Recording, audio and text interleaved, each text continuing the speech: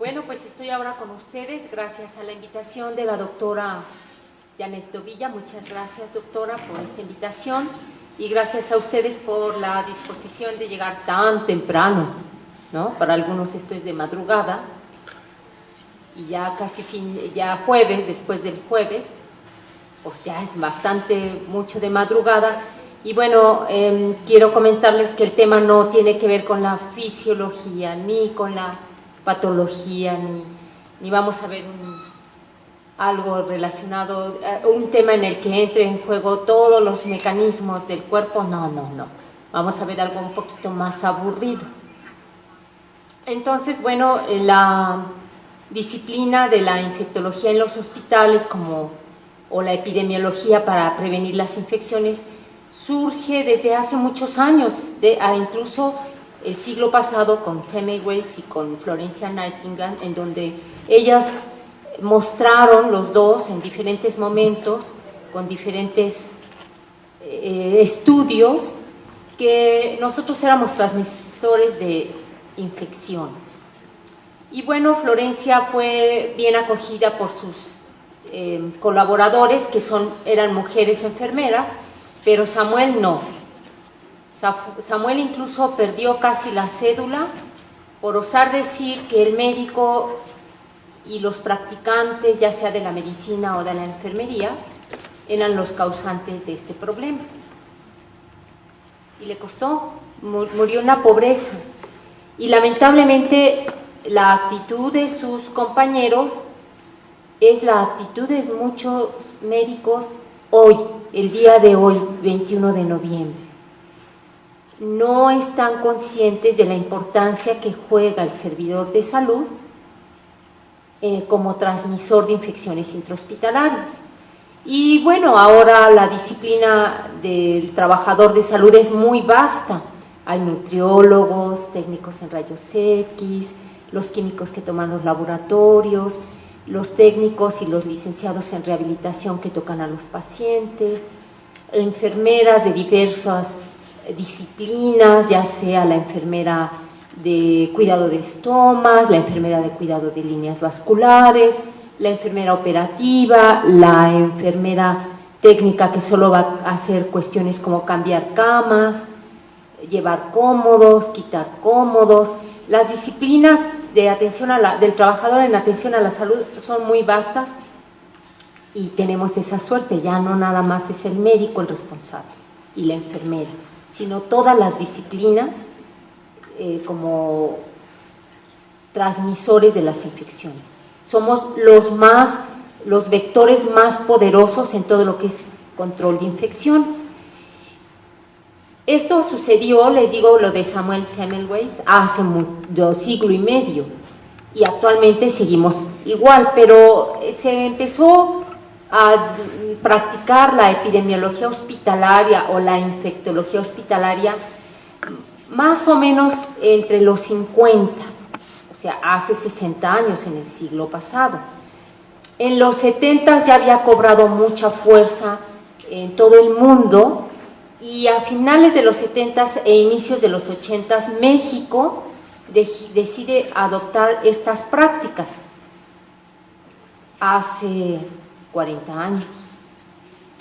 Y todavía nos falta mucho camino que recorrer porque no somos conscientes de la magnitud de este problema. Y si yo les preguntara ahorita cuántas o qué materia han llevado donde les hablen de su papel importante para el control de las infecciones, seguramente son muy pocas horas las que se ha dedicado a un problema tan grave y que ha dado lugar a que haya profesionales de la salud como la enfermera sanitarista, el médico epidemiólogo, el médico infectólogo, tengan una carrera muy promisoria y de gran valor y con una buena remuneración, si la sabemos explotar, y ustedes no lo saben, ¿no? A lo mejor buscan ser cirujanos, ser ginecólogos, pero a nadie se le ha ocurrido porque no sabemos que existe el epidemiólogo hospitalario, el infectólogo hospitalario. Y bueno, ya lo decía Hipócrates, primero no hacer daño, en latín es primo non nocere, para los que no llevaron clases de latín. La siguiente, por favor. ¿Qué tan segura es la salud? Pues en esta escala de un sistema ideal en seguridad, cualquiera que revise, es tan riesgoso ir a un hospital como lanzarse de un bungee, ¿sí? Pero un bungee en México, si ustedes van a Dinamarca, un bungee, les hacen firmar 1000 hojas, les hacen leer todos los acuerdos de seguridad, les hacen leer cuándo fue el último mantenimiento que se les dio, cuándo fue la última vez que tuvo pruebas, que tienen 0 errores. Aquí no, aquí nada más es, ¿tiene IFE? Sí, órale, para arriba, ¿no? Entonces, ir a un hospital es tan inseguro como subirse al bungee en México. Pero vean que hay eventos, por ejemplo, si yo me voy en Magni Charter a Cancún, tengo menos riesgos. Pero si yo me voy en Magni Charter a Cancún, tengo más riesgos que si me voy en Aeroméxico. Ajá. Pero vean cómo son medidos diferentes eventos y dónde queda estar hospitalizado. La siguiente, por favor. No es tan seguro. ¿Es necesario? Sí. ¿Es seguro? No. Y bueno, ¿qué factores favorecen las infecciones nosocomiales? Bueno, pues es la tríada que ya vieron ustedes desde sus primeras cátedras en la facultad: el paciente, el ambiente y la hospitalización y los agentes, ¿no? Los agentes causales de infección en el hospital no son los agentes causales de infección en la comunidad, de tal manera que, por ejemplo, los niños, los recién nacidos prematuros, los ancianitos, esos dos grupos, o las personas mayores con muchas comorbilidades o con solo una diabetes, son de muy alto riesgo para adquirir una infección cuando estén hospitalizados. Y el prematuro generalmente exige hospitalización y la persona mayor enferma también la requiere, ¿no?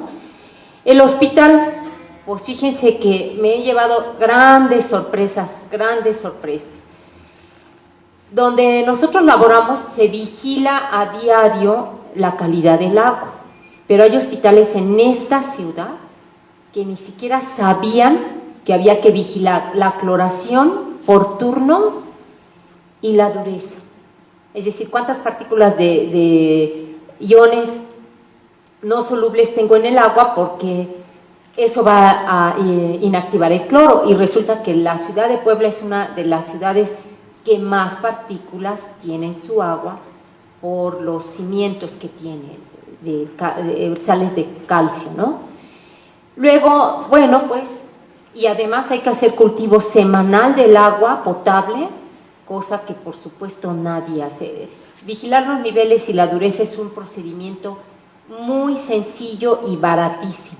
Creo que cuesta $1 cada prueba que se hace. Se puede hacer, ahí tomo la muestra en la llave, en la cisterna, donde se determine según el programa del hospital, ahí lo hago y ahí me da la dureza, y son mecanismos altamente sensibles, es decir, sí me van a dar una buena lectura.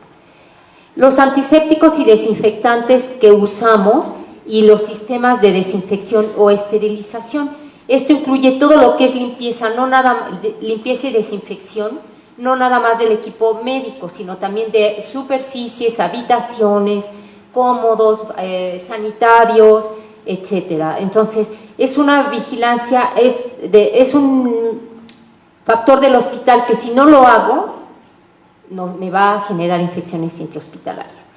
El manejo de alimentos, tengo que ir al comedor a ver toda una serie de factores que me permitan ofrecer un buen alimento. Por ejemplo, ¿cuándo llegó el plátano? ¿Cuándo llegó los chayotes? ¿Cuándo llegó la carne? ¿Y cuánto tiempo tiene de vigencia un alimento perecedero? O revisar las vigencias de la latería y de los frascos que contienen alimentos conservados, ¿no? Nada más por mencionar algo, además de los cultivos que exige salubridad al personal. Bueno, son aproximadamente 20 criterios que hay que cumplir mínimo para garantizar alimentos seguros a los enfermos. El manejo de soluciones intravenosas, todo lo que es el sistema de terapia vascular, incluso hay enfermeras actualmente diplomadas en terapia vascular. desde leer bien la prescripción, elegir la solución en la que se va a diluir el medicamento, diluirlo y prepararlo en campana de flujo laminar, de ahí salir a la administración al paciente. De preferencia lo coloca el medicamento la enfermera especialista en terapia vascular, eso no sucede aquí, lo coloca la enfermera operativa, y vigilar que se pase adecuadamente en el tiempo requerido de acuerdo a cada medicamento, ¿no? Entonces, como ven, son procedimientos de cada hospital que difícilmente los cumplimos, ¿sí? No nada más aquí, en muchas otras ciudades. Y los días de los dispositivos invasivos, es decir, ¿cuánto tiempo voy a dejar una venoclisis? ¿Cuánto tiempo voy a dejar una sonda urinaria? ¿Cuánto tiempo voy a dejar una sonda orogástrica, por mencionar las más comunes y seguramente con las que ustedes están relacionados? Pero hay un montón de dispositivos invasivos temporales o a largo plazo, pero que finalmente se van a retirar. Hay que valorar cada día si es necesario que el paciente permanezca con esta invasión, porque es un riesgo. Y todas estas son medidas que están reglamentadas o deben estar reglamentadas por el hospital, basadas en la normatividad nacional e internacional. Todo esto ya está normado a nivel nacional, guiado en las normas internacionales. De hecho, así se llaman, normas internacionales de seguridad del paciente. Y bueno, por último, la hospitalización, bueno, cuántos días se va a quedar, ¿sí? En qué servicio. Las terapias intensivas son de mucho mayor riesgo para adquirir infección, son pacientes muy graves, multiinvadidos, con antibióticos.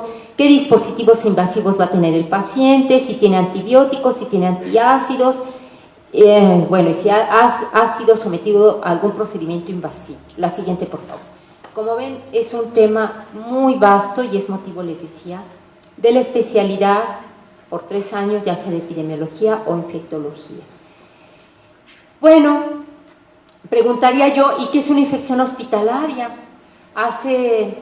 En los 80 se decía, es toda aquella infección que tiene el paciente y que presenta las manifestaciones después de 72 horas de ingreso y antes de una semana.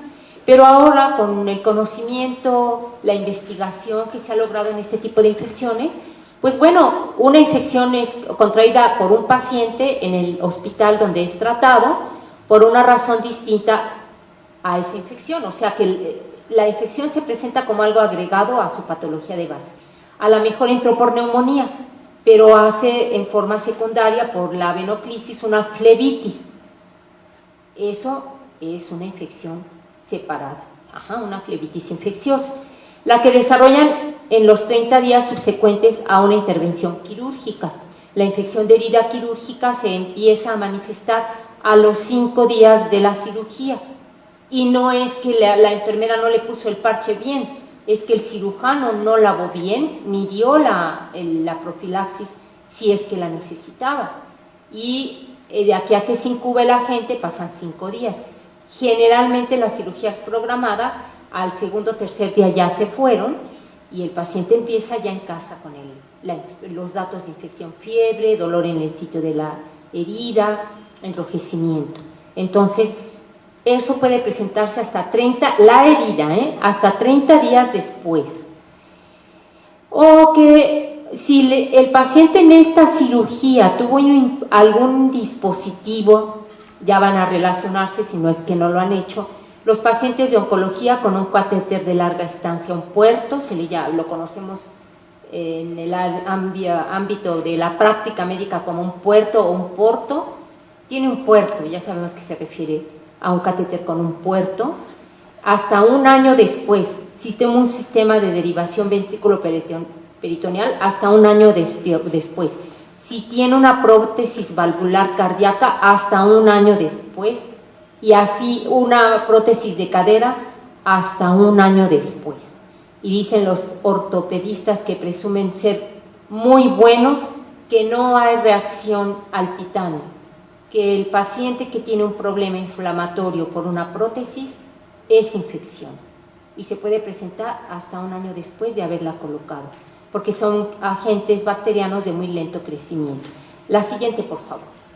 Entonces, bueno, hay una definición operacional, si hay un escalón no me vaya a caer, ¿sí?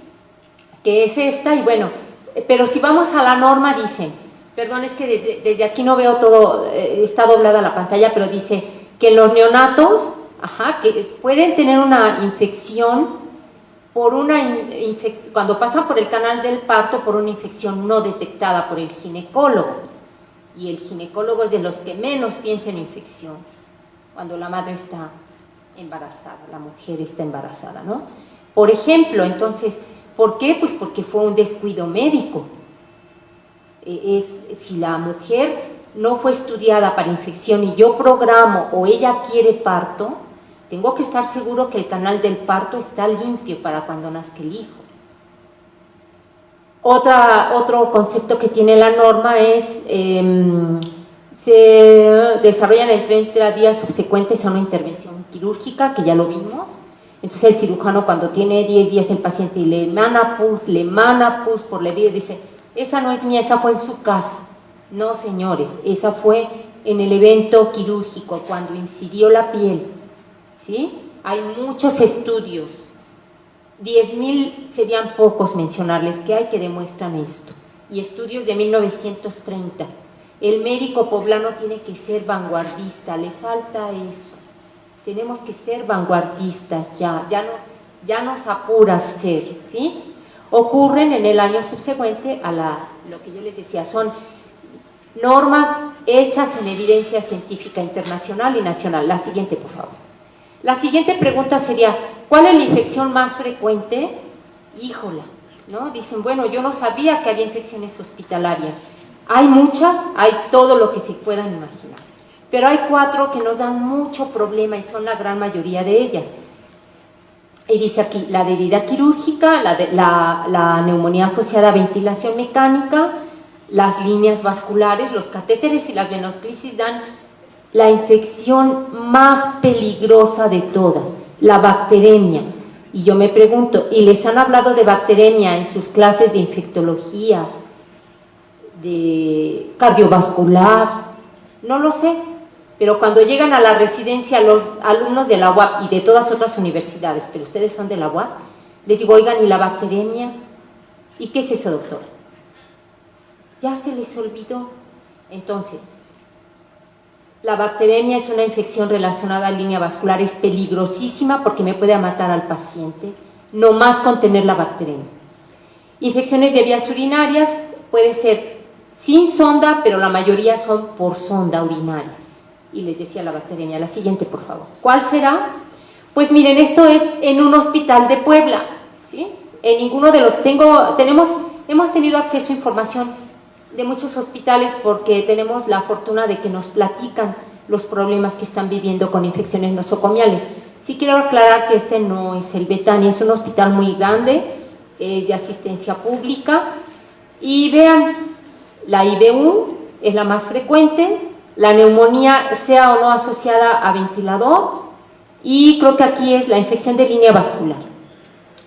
Ellos tienen la bacteremia primaria, que yo creo que no fue bien clasificada. Es muy difícil que un paciente tenga una bacteremia primaria si está canalizado, yo diría que es secundaria hasta no demostrar lo contrario.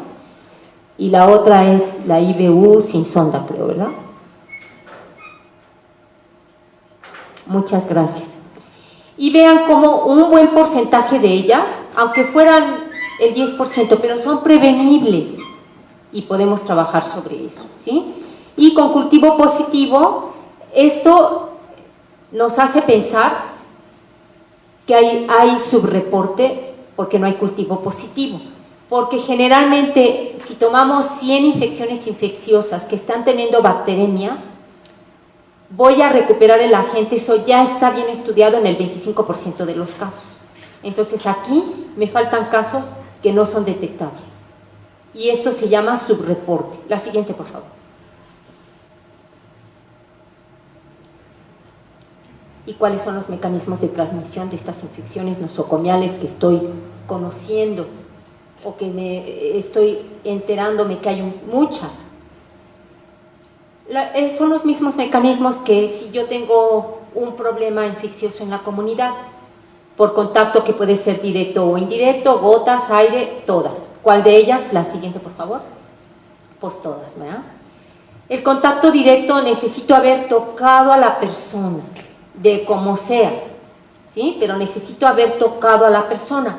El indirecto puede ser por fomites, ¿sí? Generalmente es por fomites, pero la persona tocó la pelota y yo toco la pelota e inmediatamente, claro, no 3 meses después, ¿no? Estoy jugando pelota o estoy tomando del vaso de mi novio, ¿sí? Y ahí hay un contacto indirecto, no pasado por el individuo enfermo, pero sí a través de un objeto o superficie que tocó el enfermo y la toco yo.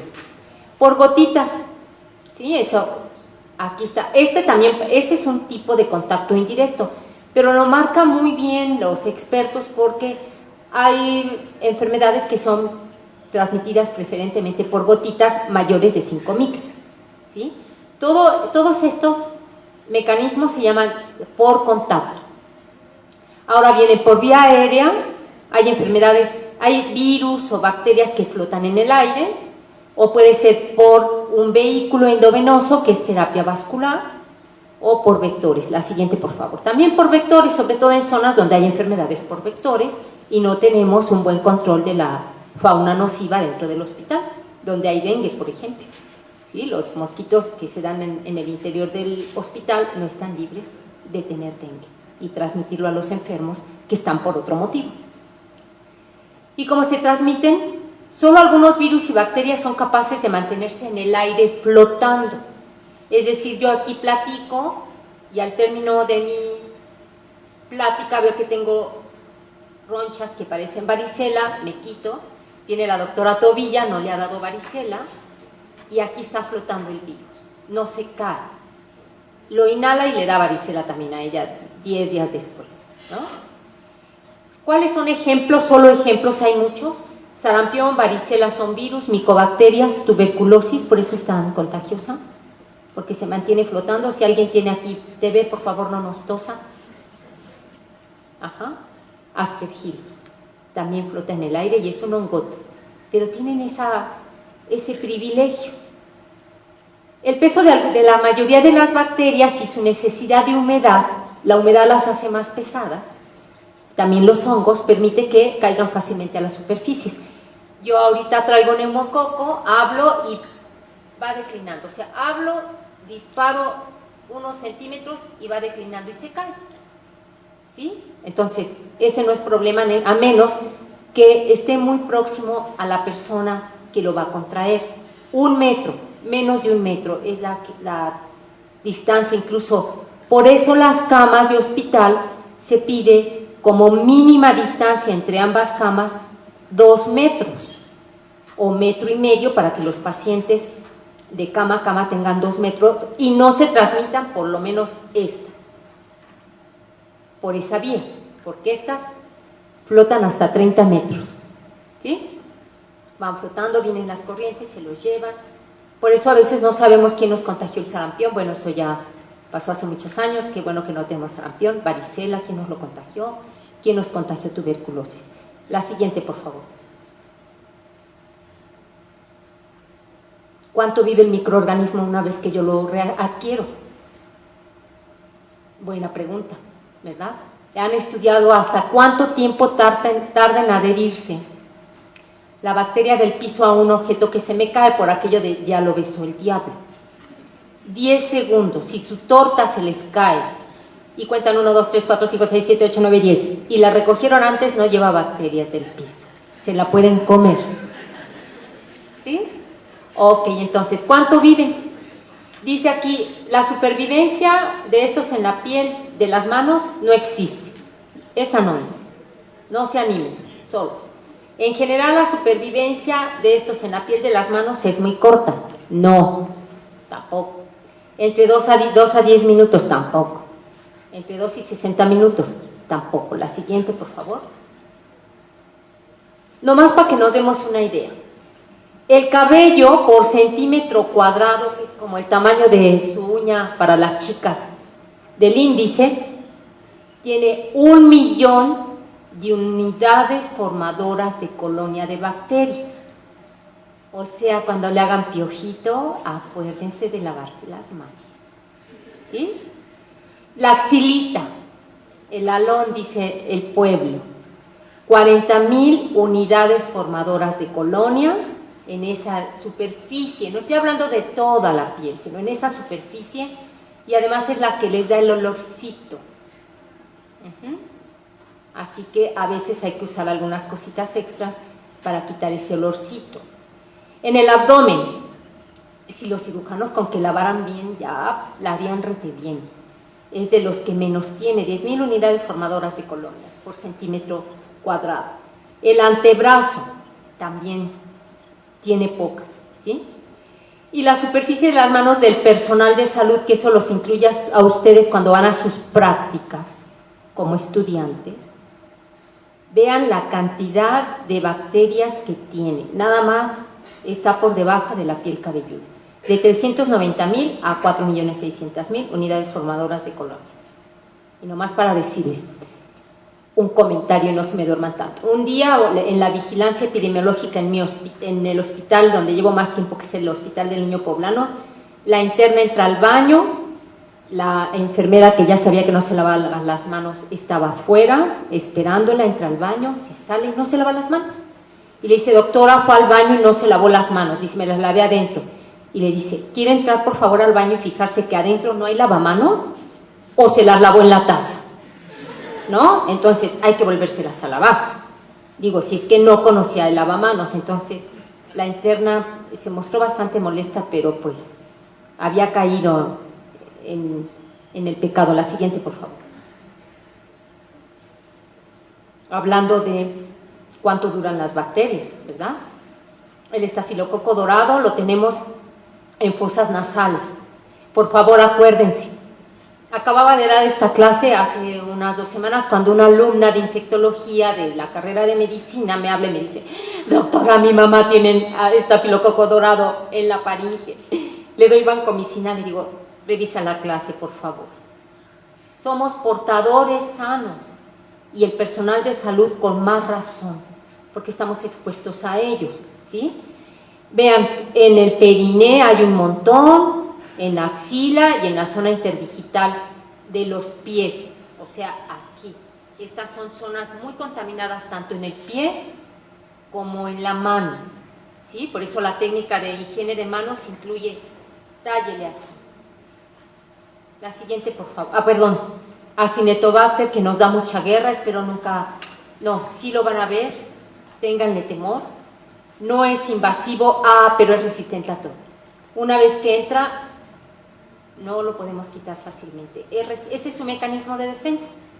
No me sirve casi nada. Proteus y Pseudomonas, vean, SP, aquí el error, en zona interdigital de pies, Enterobacter y Klebsiella en las manos. La siguiente, por favor. Microbiota de las manos, la siguiente, creo que esa tenemos en las manitas. Me voy a ir a las manitas porque normalmente cuando tenemos un paciente enfermo no tallamos nuestra piel cabelluda en el paciente, pero sí ponemos las manecitas encima de él para muchas cosas, ¿no? Entonces, pero esto pasa en todas partes. Tenemos la siguiente, por favor, la flora residente y la flora transitoria. La siguiente, la flora transitoria se encuentra en el estrato córneo, que es este es todo el estrato córneo, en la parte superficial, y la flora residente en la zona profunda, en donde hay folículos, donde hay los folículos, luego las glándulas sebáceas, y generalmente está en todo el conducto, pero se fortalece en el interior, a donde no puedo llegar. Tendría que quitar este estrato córneo, lo que es la que se descama, y tallarle mucho para que llegue aquí el jabón, ¿verdad? Entonces tenemos la transitoria, que va y viene, y la residente, que es fija y tiene grandes funciones para nosotros. No es malo, es bueno tener esa flora. La siguiente, por favor. En 1936 este señor, fíjense, ya hace casi un siglo, estableció que los microorganismos transitorios están en la superficie de la piel encimita, ¿sí? Y se adquieren durante el contacto con el medio ambiente. Y la flora que yo voy a tener depende de lo que yo hago. Si soy doctora, pues la que tiene el paciente, la que tienen los enfermos. Si soy carnicero, la que tiene la carne. Si lavo baños y no uso guantes, los que tienen los baños. Ajá. Y así, la flora no es igual en todas las personas. Si vivo en Groenlandia, si soy esquimal, voy a tener una flora, y si vivo en Tabasco, mi flora va a ser muy diferente a la del esquimal. Pero lo importante es que ahí está. Y esta tiene poquita adherencia, lo que yo les decía, esos 10 segundos, ajá, pero se mueve fácilmente con la higiene de manos. Y los residentes se encuentran en la profundidad, ahí no llega el jaboncito, ni el talladito, ni el chorro de agua. Algunos pueden eliminarse con antisépticos, que no es lo mismo que jabón, y pueden permanecer viables algunos hasta 6 horas o más. La flora transitoria es donde se encuentran los que adquirimos en el hospital. Difícilmente va a llegar a la profundidad y volverse residente, a menos que yo tenga una patología de base. Por ejemplo, fibrosis quística. Mi flora residente sí cambia, pero si yo soy sano o no tengo una enfermedad que permita que mi flora cambie, mi flora transitoria adquirida en el hospital la elimino con higiene de manos antes de irme del hospital e higiene de manos llegando a casa. La siguiente, por favor.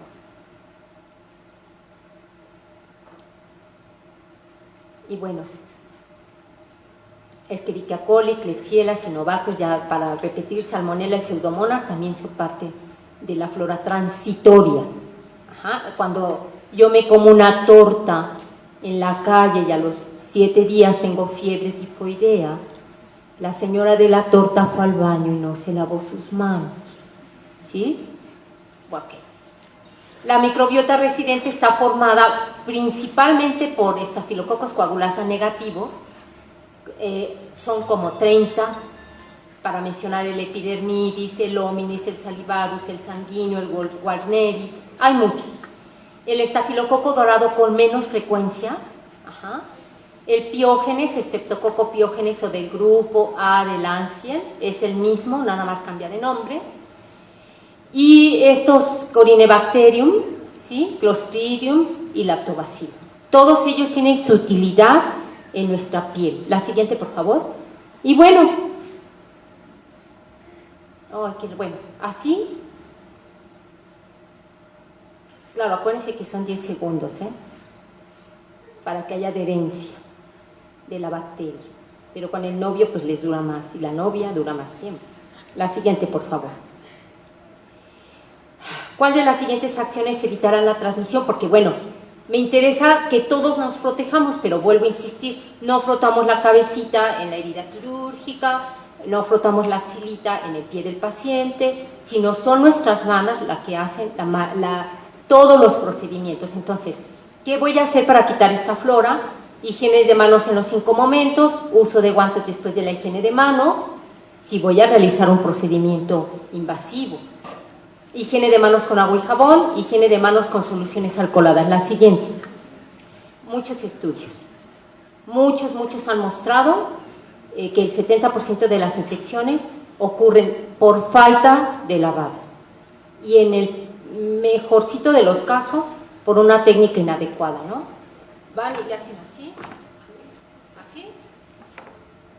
Y eso no es higiene de manos, eso es mojada de manos. La siguiente, por favor. La siguiente. Existen varios tipos de higiene de manos, el que hacen hay muchas personas que acostumbran a llegar a su casa, excelente costumbre, y antes de hacer cualquier cosa se lava las manos, ese es un lavado social. El lavado de manos clínico o médico, que es del que estoy hablando, y el quirúrgico, que tiene el lavado médico, tiene un fundamento enorme en el quirúrgico. Nada más que no le voy a, si así no nos lavamos las manos, no le pedimos a la persona, al trabajador de salud, que haga un lavado quirúrgico antes de tocar al paciente, sino un lavado médico. La siguiente, por favor. Ahí vienen los tiempos. La siguiente, acerca de cómo vamos, qué producto usamos o cuál es el efecto. Existe la higiene de manos mecánica, que solo mueve lo sucio, el polvo, el papel, la grasa de la torta, del taquito, ¿sí? Y el químico, que utiliza agentes químicos antimicrobianos para destruir o interferir en el crecimiento de microorganismos, que son las soluciones que actualmente se recomiendan y muchos hospitales se apegan a este uso. La siguiente, por favor. El personal de salud puede contaminar sus manos con 10 a 1000 unidades formadoras de colonias de Klebsiella durante las actividades rutinarias como mover un paciente. Doctora, es que nada más lo fui a arrimar, ¿para qué me las lavo? Pues ya tocaste el entorno del paciente. Nada más le puse el termómetro, pues la axila está contaminada. Tocar la mano, el hombro, la ingle o saludar al paciente. La siguiente, por favor. De los 5 momentos para la higiene de manos, ya están marcados los 5 momentos, cada uno incluye muchísimos procedimientos. ¿Cuál es el que pertenece al 5? Ahorita los vamos a ver. A ver, pásame la siguiente, por favor. Esta es una hojita que hizo la OMS en todos los idiomas, ¿no? No nos lo podemos atribuir a nosotros, en muchos idiomas. Entonces, son 5 los momentos para la higiene de las manos. Aquí la Secretaría no son sus, son los, ¿no? Pero, bueno, la quise poner como es para que la identifiquen. Antes de tocar al paciente, se tienen que lavar las manos. Ay, pero si ya me ensucié, vengo de tocar al otro, pues por eso. Acuérdate que te llevan los bichitos del otro, las bacterias. Antes de realizar una tarea limpia o aséptica, ¿sí? Por ejemplo, canalizar un paciente, poner una sonda urinaria, poner una sonda nasogástrica, que es lo primero que van a hacer, si no es que ya lo hacen, cuando lleguen a su internado. Ajá. La 3. Híjole, ya no veo. Después bueno, la 3, la 4, después de tocar al paciente, y la 5, después del contacto en el entorno del paciente, ¿sí? Son los 5 momentos y cada una de estas tiene diversas disciplinas que obligan y que entran en este parámetro. Y estos letreros, por normatividad mexicana, deben estar pegadas en todos los hospitales donde hay un lavamanos o una targa. La siguiente, por favor. Y vean, estas son ilustraciones de la OMS, ¿sí? También tomadas. Vean, todo lo amarillo son lugares donde potencialmente el paciente tiene bacterias. Acuérdense, el paciente está enfermo, pero tiene su flora y puede ser que tenga flora hospitalaria, se ha sido hospitalizado varias veces. Y el entorno del paciente. La siguiente, por favor. Y entonces llega el inocente y se contamina. La siguiente, por favor. El doctor, bien lindo, toca un paciente. La siguiente, por favor, y luego toca al otro. Ahí mismo, ¿no? Le queda muy cerquita. Sobre todo si en un hospital público. En un hospital privado los pacientes casi siempre están separados, pero en los hospitales públicos o de seguridad social no. La siguiente, por favor. ¿Cuándo hay que lavar las manos con agua y jabón o higienizar con soluciones alcoholadas? Si están visiblemente sucias, ¿no? Por ejemplo, escribí a máquina, se atoró la cinta, ya me manché, hay que lavarlas. Ahí puede haber bacterias. Pero también después de la exposición a fluidos orgánicos, los mismos 5 momentos. Si las manos están contaminadas con secreciones, solo ahí ve todas las anteriores. La siguiente, por favor, y aquí viene la respuesta. Bueno, cuando estén sucias por algo diferente a secreciones, cuando toquemos cualquier parte del entorno del paciente, antes y después de un procedimiento invasivo, cuando nos contaminemos con fluidos del paciente. La siguiente. Y bueno, pues la higiene de manos, vean, tenemos a los internos y a los residentes les exigimos que vayan de de camisa y corbata a los varones y a las chicas de bata, pero resulta que no son tan higiénicas, se contaminan los bordes y el lavado de manos no entra el lavado de la camisa, ¿sí?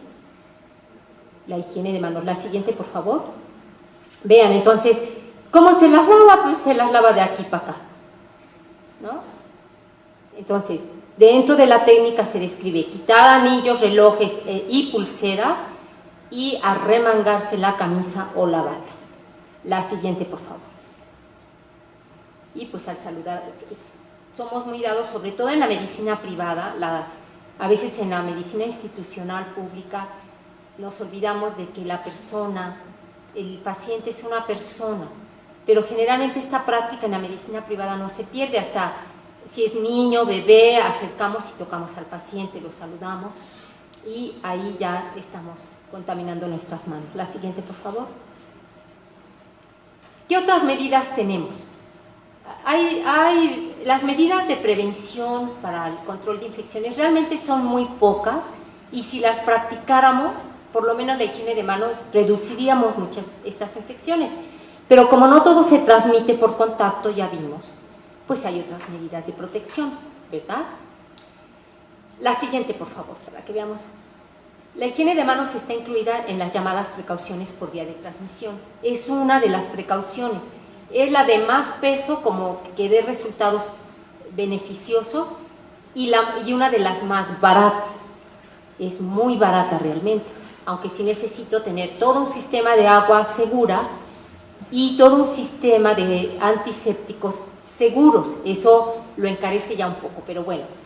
Y se denominan de acuerdo a la vía que vamos a evitar. Por ejemplo, si tengo sarampión, mi doctor debe seguir las precauciones por vía aérea. Pero bueno, el sarampión ya se acabó, pero si yo tengo un paciente con varicela complicada, que hay muchos, mis precauciones deben ser para evitar la transmisión por la vía aérea, ¿verdad? Vamos a ver la siguiente, por favor. ¿Y en qué consisten las precauciones estándar? ¿Verdad? Realizar la higiene de las manos siempre. Perdón, estas son, a ver la siguiente. Perdón, entonces, antes esta, para luego ver las estándar. Entonces, basadas en el mecanismo de transmisión, están las estándar que se aplica a todo paciente, a todo aquel paciente que yo no sé qué tiene, pero llega a urgencias, enfermo. Me debo proteger y la institución donde trabajo tiene la obligación de darme esa protección. Eso luego no sucede, pero yo me debo proteger porque no sé qué tiene el paciente. Incluso, oiga, pero es accidentado, era previamente sano. ¿Y cómo sabes que no es un VIH positivo? O un hepatitis C positivo. ¿Cómo sabes? No hay quien te informe y además son enfermedades que no se andan divulgando a todo el mundo, entonces a lo mejor el acompañante del traumatizado tampoco lo sabe. Entonces debemos protegernos. Y el que más accidentes tiene en un hospital, y lo he vivido cada año, es el interno, porque no tiene práctica y porque le ponen a hacer todo. Ajá. Entonces, tenemos que, las estándares son para los pacientes que no sabemos si tiene o no un padecimiento infeccioso que yo pueda adquirir, o para aquel paciente inmunocomprometido. El paciente con cáncer en quimioterapia, el paciente con inmunodeficiencia adquirida, con inmunodeficiencia primaria, etcétera, etcétera, ¿no? El color amarillo, estos colores son universales, es para las precauciones de contacto. El verde es para la transmisión por gota. Por ejemplo, influenza es por gota, no es por vía aérea. Rinovirus es por gota, no es por vía aérea. La azul es por vía aérea y las dos más comunes son tuberculosis, que eso hay un chorro en Puebla, y varicela, que generan, la gran mayoría de las varicelas no se hospitalizan hasta que se complican, pero cuando se complica hay que tener precauciones de vía aérea, porque luego no sabemos si ya nos dio y nos da. También tenemos muchos internos y estudiantes que les da varicela durante sus años de formación. Ahora sí, si me regresa al anterior. Y entonces, las precauciones consisten en realizar las estándar, que son las que ustedes sí deben de conocer muy bien, porque las deben practicar cuando reciben un paciente en urgencias. Es higiene de manos antes y después del contacto con el paciente, siempre guantes, ¿sí? Siempre que prevea contacto con sangre o fluidos corporales, también hay que usar guantes, mascarilla, incluso bata y la protección ocular. Los que usamos lentes pues tenemos un poquito de plus, pero a veces salta y entra la conjuntiva a pesar de los anteojos. Entonces se usan mascarillas desechables que vienen adheridas al cubrebocas. Muchos servicios de urgencias de los hospitales los tienen, pero no les avisan para que no los pidan y no se gaste, pero ahí los tienen y son desechables. Viene el cubrebocas con su mica desechable también ya pegada, muy grande, que los protege. La siguiente, por favor. La siguiente. Y bueno, las precauciones basadas en los mecanismos de transmisión son estrategias para la prevención de la infección nosocomial. Dentro de prevenir que nos dé una infección, nos preocupa el paciente, pero el personal de salud es muy valioso. Hay carencia de enfermeras y de médicos. Si se nos enferman, ¿quién va a atender a los pacientes? Actualmente la normatividad internacional y nacional protege mucho al médico. Les aviso, hay los 10 derechos del médico, porque todo el mundo les dice los 10 derechos del paciente, pero el médico tiene 10 derechos muy buenos a aplicar en su ejercicio, ¿sí? Defiéndanlos para que su rendimiento sea óptimo y no se contagien de infecciones que puedan ser graves. Por ejemplo, en Tijuana hay mucha tuberculosis drogoresistente a todo. Ya ha habido compañeros médicos que esperando la capreomicina se mueren de tuberculosis drogoresistente porque no la produce el país, la compra de a poquitos y cuando llega, pues, no nada más los doctores, también los pacientes ya fallecieron. Entonces, la invitación es a que cumplan estas medidas. Es protección para ustedes y va a tener un plus para sus pacientes, los pacientes que atiendan, ¿no? Porque todavía no van a tener sus pacientes, pero los pacientes que atiendan sí. Es todo, muchas gracias.